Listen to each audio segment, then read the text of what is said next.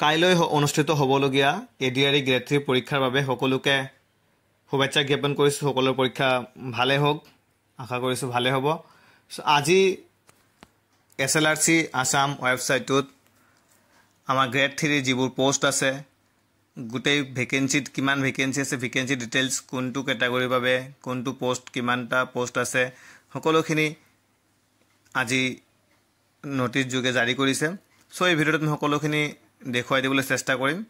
ইয়াত প্ৰথমত ড্ৰাইভাৰৰ পোষ্ট আছে অপেন কেটাগৰীত 2 to 7, OBCত আছে 42টা, SCত আছে 13টা, SLC লেভেলৰ ছায়েন্সৰ কাৰণে আছে 444টা পোষ্ট আছে অপেন কেটাগৰী, OBCৰ কাৰণে 97, SCৰ 52, SSLC লেভেলৰ কাৰণে আছে 189 অপেন কেটাগৰী, 806টা OBCৰ, 231টা SCৰ, ষ্টেনোগ্ৰাফাৰৰ কাৰণে আছে 100টা, OBC 38টা, SC 10টা, তেনেকৈ পোষ্টবোৰ ভগাই দিয়া আছে।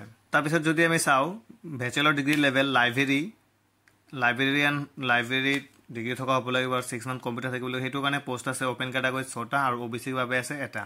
তাৰপিছত যদি বেচেলৰ ডিগ্ৰী লেভেল 6 মান্থ যিসকলৰ 6 মান্থ কম্পিউটাৰ আছে সেইসকলৰ বাবে পোষ্ট আছে অপেন কেটাগৰীত 2481টা আৰু OBCত আছে 766টা আৰু SCত আছে 289 আৰু bachelor degree level only bachelor degree লেভেলৰ কাৰণে অপেন কেটাগৰীত আছে 311টা, OBCৰ বাবে আছে 297টা, SCৰ বাবে আছে 52টা।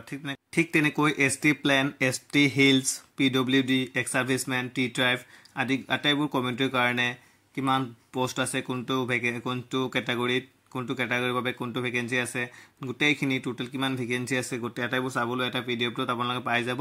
সেই PDFটো ক'ত পাব মই কৈ আছোঁ, SLRC আসাম ৱেবছাইটত পাই যাব। মই তাৰ লিংকটো ডিছক্ৰিপশ্যনত দি দিম, আপোনালোকে ডাউনলোড কৰি ধুনীয়াকৈ চাই ল'ব পাৰিব।